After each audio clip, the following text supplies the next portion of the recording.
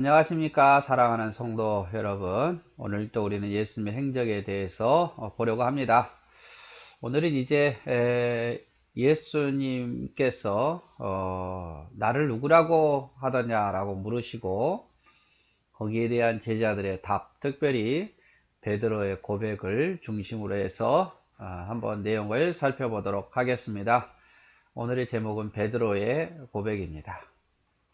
마태복음 16장 13절에서 20절에 기록이 되어 있고, 마가복음 8장 27절에서 30절에도 기록이 되어 있고, 누가복음 9장 19절에서 21절에도 기록이 되어 있습니다. 제일 중요한 건 이거예요.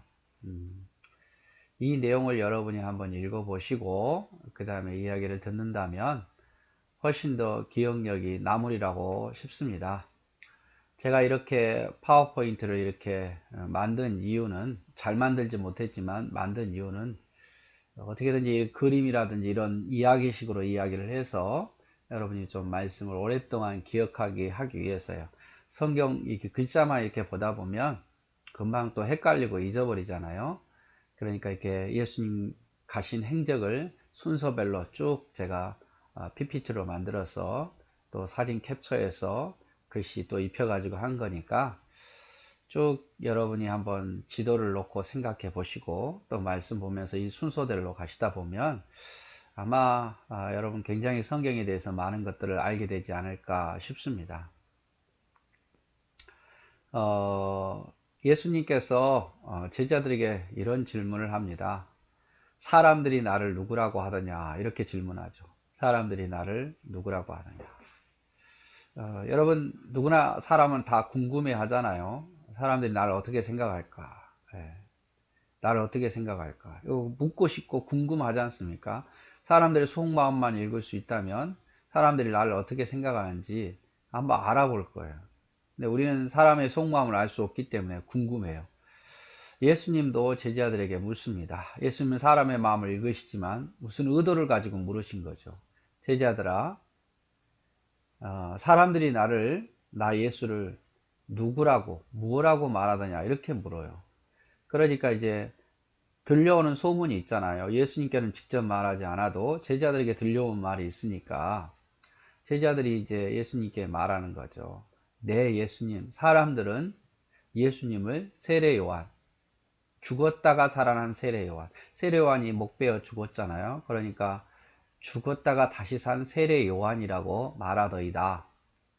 또 어떤 사람은 예수님을 엘리야라고 말하더이다. 여러분 엘리야 아시죠? 죽지 않고 불병거 타고 간 놀라운 갈멜산에서 기적을 하늘에서 불을 내리게 한 그 엘리야라고 말하더이다. 또 어떤 사람은 선지자 중에 하나, 여러 선지자 중에 하나라고 말하더이다. 또 어떤 사람은 선지자 중에 가장 유명한 예레미야가 다시 왔다고 말하더이다. 동급 취급하는 게 아니라 죽었던 세례 요한이 옛날에 엘리야가 다시 태어났다, 옛날에 예레미야가 다시 태어났다, 큰 선지자 중에 하나다, 이렇게 사람들이 말하더라 그 말이죠. 사람들이 그렇게 이야기하더라 그 말이죠. 그러나 예수님의 관심은 뭡니까?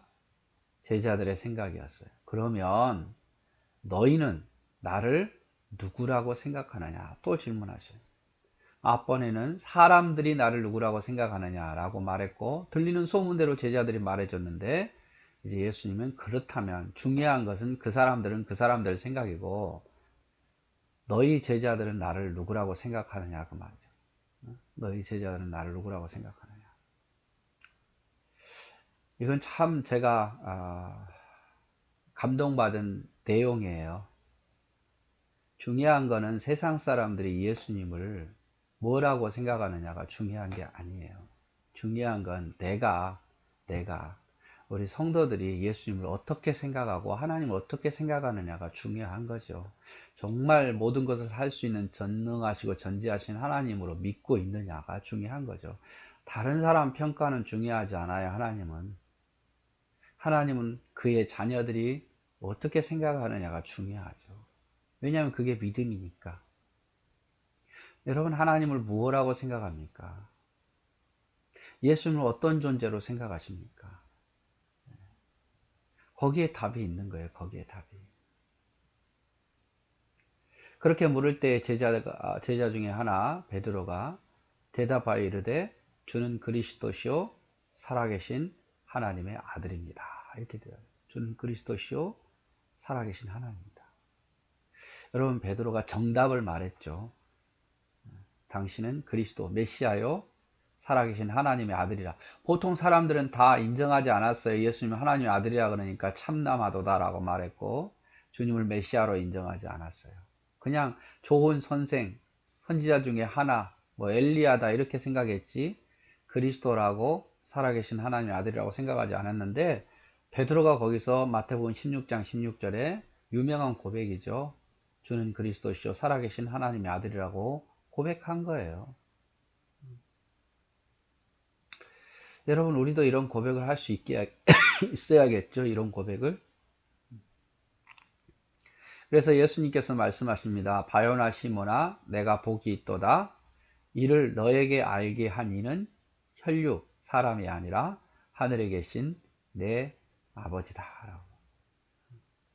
베드로야 교만하지 말아라. 이렇게 네가 깨달은 것은 하나님께서 너에게 이 비밀을 알게 하셔서 깨달은 거야. 여러분, 우리가 예수님을 알게 되고 하나님을 알게 된 것은 내가 스스로 깨달은 게 아니라 하나님이 깨닫게 해주신 거예요. 100번을 성경 이야기해 보십시오. 사람들은 안 믿어요. 근데 우리는 뭔가 감동이 되잖아요. 그죠? 성경을 아무리 말해도 안 믿어요. 우리 성경을 보면서 믿음으로 받아들여요.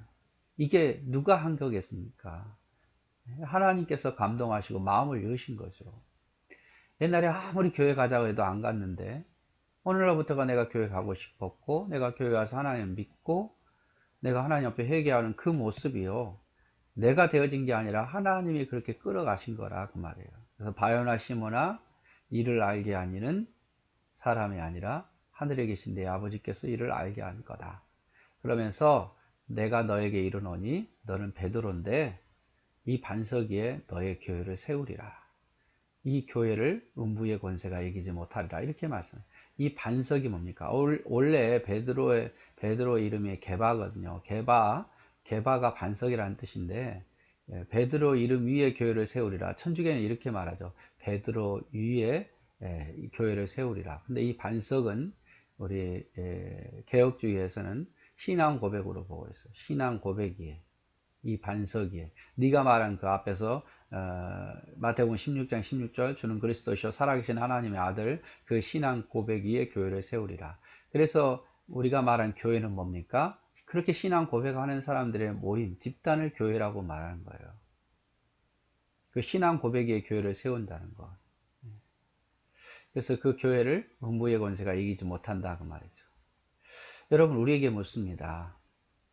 너희는 나를 누구라고 하느냐? 너희는 나를 누구라고 생각하느냐? 여러분, 하나님을 누구라고 생각합니까? 나의 구원자죠. 나를 구원해 주신 분. 나를 구원해 주신 분. 그래서 감사하잖아요. 나를 구원해 주신 분. 죄 가운데 나를 구원해 주시고 죽음 가운데 나를 구원해 주신 분. 또 나를 지키시는 나의 방패. 나의 왕, 나의 주인 되신 분. 여러분, 평생 그렇게 믿고 사세요. 그게 믿음이에요. 내 스스로에게 날마다 질문하세요. 너희는 나를 누구라고 생각하느냐?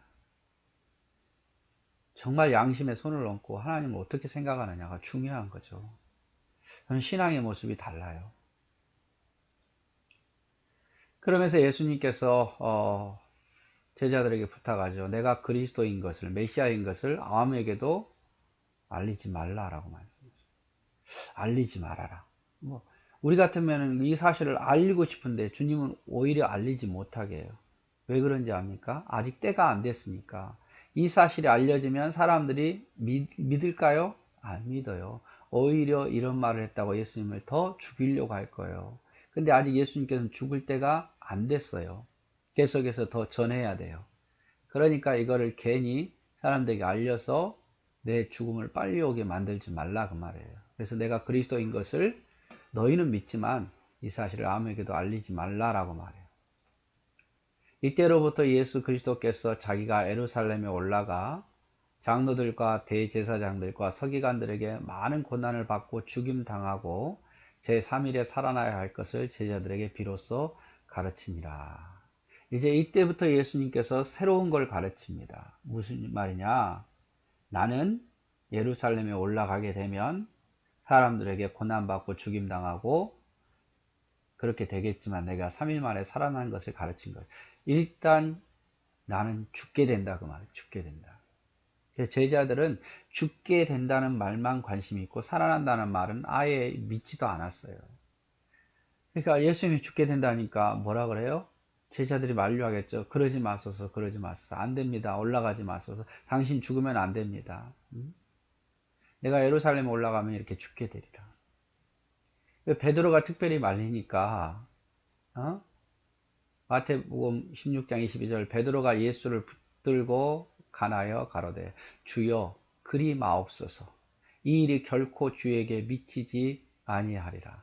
주여 그러면 안 됩니다. 주님 죽으시면 어떡합니까? 라고 했겠지요.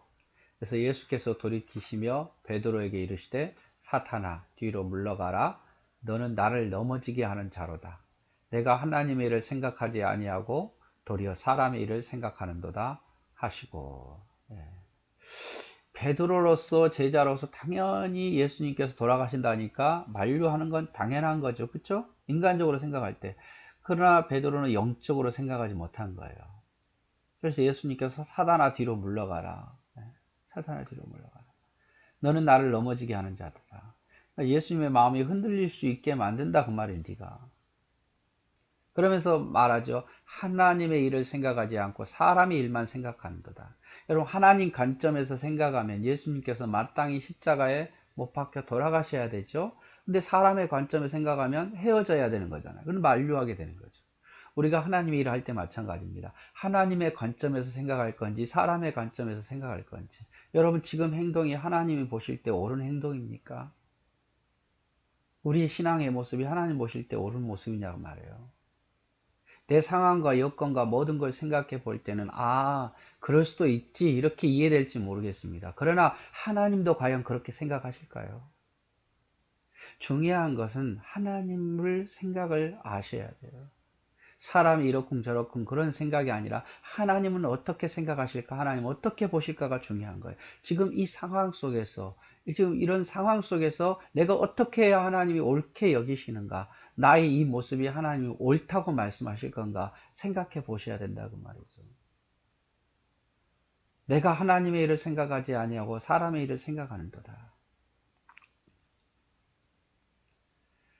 그러면서 예수님께서 제자들에게 이르시되 아무든지 나를 따라오려거든 자기를 부인하고 자기 십자가를 지고 나를 쫓을 것이다. 아주 유명한 말씀이죠. 내 제자가 되려면 너를 부인하고 네 십자가를 지고 쫓아라. 그래서 우리의 신앙 고백은 그거예요. 신앙 고백이 진짜인가 가짜인가를 보여주는 거는요. 베드로도 그런 홈런을 쳤지만 그게 진짜인지 가짜인지 온전한 신앙 고백인지 정말 주는 그리스도시요 살아계신 하나님이라고 믿는다면 우리가 고난도 기꺼이 받아들여야 된단 말이에요. 주님을 따르다가 받는 고난도 받아야 된다 그 말이에요. 그래서 내 제자가 되려면은 너를 부인하고 너를 죽이고 너에게 주어진 십자가를 지고 나를 쫓으라 라고 말을 해요. 저는 이 찬양을 좋아합니다. 십자가를 질 수 있나 주가 물어보실 때 죽기까지 따르오리 저들 대답하였다. 우리의 심령 주의 것이니 당신의 형상 만드소서. 주인도 따라 살아갈 동안 사랑과 충성 늘 바치오리라.